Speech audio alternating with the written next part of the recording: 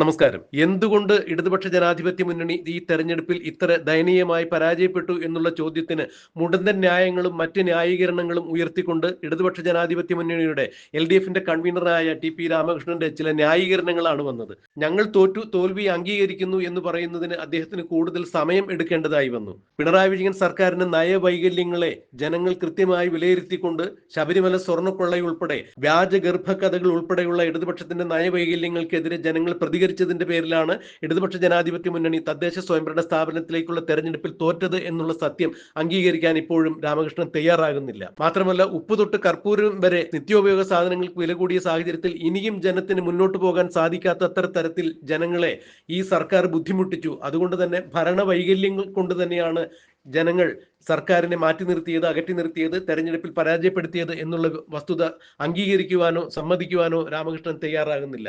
മാധ്യമങ്ങൾക്ക് മുന്നിൽ ഈ തെരഞ്ഞെടുപ്പിനെ ന്യായീകരിക്കാതെ അല്ലെങ്കിൽ തോൽവി സമ്മതിക്കാതെ ന്യായീകരിച്ച് മെഴുകുന്ന രാമകൃഷ്ണനെയാണ് നമ്മൾ കണ്ടത്. മാധ്യമത്തിന് മുന്നിൽ ഇടതുപക്ഷ ജനാധിപത്യ മുന്നണിയുടെ കൺവീനർ നടത്തിയ അഭിമുഖത്തിന്റെ പ്രസക്ത ഭാഗങ്ങൾ നമുക്കൊന്ന് കേൾക്കാം. ഈ തദ്ദേശ സ്വയംഭരണ സ്ഥാപനങ്ങളിലേക്കുള്ള തെരഞ്ഞെടുപ്പിൽ അപ്രതീക്ഷിതമായ ജനവിധിയാണ് ഉണ്ടായത്.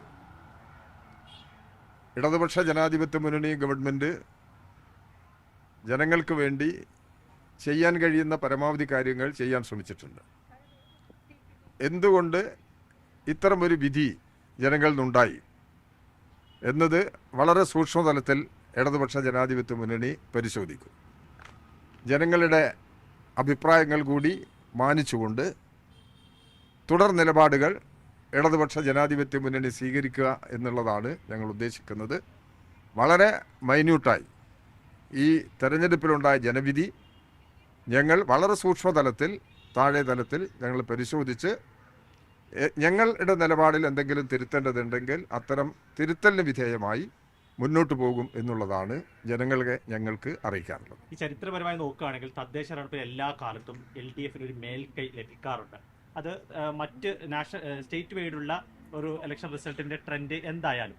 പക്ഷെ ഇത്തവണ ഗ്രാമപഞ്ചായത്തുകളിൽ പോലും UDF-ന്റെ ഒരു മുന്നേറ്റം, ഇതൊരു ചരിത്രപരമായ തോൽവി എന്ന് തന്നെ വിശേഷിപ്പിക്കേണ്ടി വരില്ല. ഈ തെരഞ്ഞെടുപ്പ് ഫലം സമ്മിശ്രമാണ്. കേരളമാകെ എടുത്തു കഴിഞ്ഞാൽ ഒരേ രീതിയിലല്ല. അതുകൊണ്ടാണ് അത്തരം വിഷയങ്ങളെല്ലാം സൂക്ഷ്മതലത്തിൽ പരിശോധിച്ചേ പറയാൻ കഴിയുള്ളൂ എന്ന് പറയുന്നത്. 14 ജില്ലാ പഞ്ചായത്തുകളിൽ 7 പഞ്ചായത്ത് UDF-ഉം 7 പഞ്ചായത്ത് LDF-ആണ്. അത് നിങ്ങൾ പറഞ്ഞ രീതിയിൽ എല്ലാ മേഖലകളിലും UDF നേട്ടമുണ്ടാക്കിയിട്ടുണ്ട്. അതുകൊണ്ടാണ് ഇത് വളരെ സൂക്ഷ്മതലത്തിൽ ഞങ്ങൾ പരിശോധിച്ച് നിലപാടുകൾ എടുക്കും എന്നുള്ളത് വ്യക്തമാക്കുന്നത്. നിസ്സാരമല്ലല്ലോ. തോറ്റ് എന്നുള്ളത് തോൽവി തന്നെയല്ലേ. അപ്പോൾ അത് BJP ഇവിടെ അധികാരത്തിൽ വന്നിട്ടുണ്ട്. ഒരു കാരണവശാലും നിസ്സാരമായി കാണാൻ കഴിയില്ല.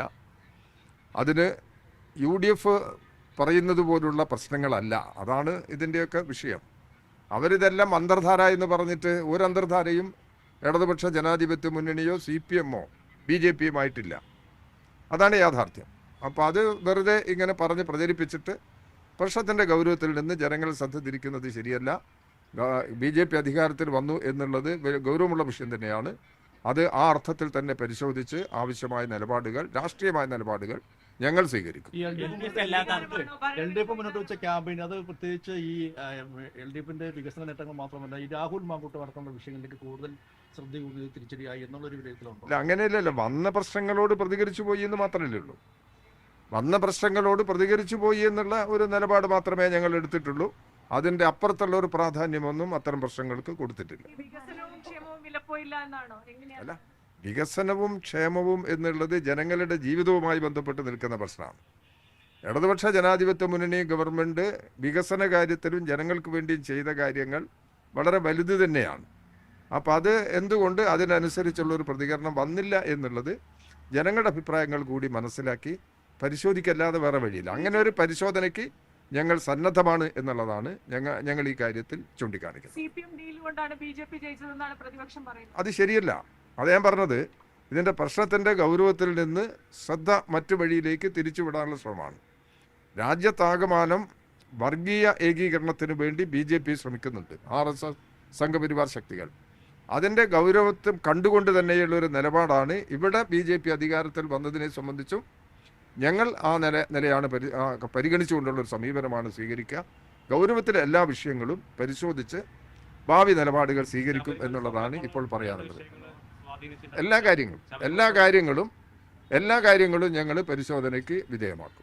അതാണ് ഇപ്പോൾ അത് നമുക്ക് പരിശോധിച്ചിട്ട് പറയാം. ഇതിലെ ഈ എല്ലാം ഇപ്പൊ പറയാൻ പറ്റില്ല. ഞങ്ങൾ ചെറുത് ഞങ്ങൾ പോയിച്ചിട്ട് നോക്കിയിട്ടല്ലേ പറയാം. എപ്പോഴും പറഞ്ഞിരുന്നത് രാഷ്ട്രീയമായി BJPയും സംഘപരിവാറിനെയും നേരിടാനുള്ള ശക്തി ഇടതുപക്ഷത്തിനാണ് കേരളത്തിൽ പറയാറുണ്ട്. പക്ഷെ ആ ഒരു നറേറ്റീവിനെ ക്ഷീണിപ്പിക്കുന്നതല്ലേ ഇപ്പോ ഈ കോർപ്പറേഷനിൽ അടക്കം ഉണ്ടായിരുന്നു. കേരളത്തിന്റെ രാഷ്ട്രീയ അന്തരീക്ഷം നോക്കിക്കഴിഞ്ഞാൽ ആ യാഥാർത്ഥ്യം നിലനിൽക്കുന്നുണ്ട്. ഇപ്പോൾ കേരളത്തിൽ വളർന്നു വന്ന നവോത്ഥാന പ്രസ്ഥാനങ്ങളും ഈ വർഗീയ നിലപാടുകൾക്കെതിരായിട്ടുള്ള ജനങ്ങളുടെ മുന്നേറ്റവും ഇത് ഒരു കേരളത്തിൻ്റെ ചരിത്രവുമായി ബന്ധപ്പെട്ട് പരിശോധിക്കുമ്പോൾ ഒരു യാഥാർത്ഥ്യമാണ്. അതിൽ നിന്ന് വ്യത്യസ്തമായ നിലയിലേക്ക് കേരളത്തിലെ ജനങ്ങൾ മാറുന്നുണ്ടോ എന്നുള്ള നിലപാട് നമ്മൾ ഈ പരിശോധനയ്ക്ക് വിധേയമാക്കി സമീപനം എടുക്കേണ്ടതാണ്. അത്തരമൊരു എല്ലാ പരിശോധനയ്ക്കും CPM-ഉം ഇടതുപക്ഷ ജനാധിപത്യ മുന്നണിയും തയ്യാറാണ് എന്നുള്ളതാണ്. CPM-ന്റെ സെക്രട്ടറി സംസാരിക്കുന്നു. ഇസ്ലാം വിഷയവുമായിട്ട് ബന്ധപ്പെട്ടുകൊണ്ട് ഒരു മുസ്ലിം വിരുദ്ധ പ്രചരണം നടത്തി തിരിച്ചടിയായി അല്ല, ഞങ്ങൾ മുസ്ലിം വിരുദ്ധ പ്രചരണം നടത്തിയിട്ടില്ല. മുസ്ലിം വിഭാഗത്തെ ഞങ്ങൾ ചേർത്ത് പിടിക്കാൻ തന്നെയാണ് ഞങ്ങൾ ശ്രമിച്ചിട്ടുള്ളത്. അല്ലാതെ ഞങ്ങൾക്കെതിരായി വരുന്ന ആരോപണങ്ങളും ആക്ഷേപങ്ങളും യാഥാർത്ഥ്യവുമായിട്ട് പൊരുത്തപ്പെടുന്നതല്ല.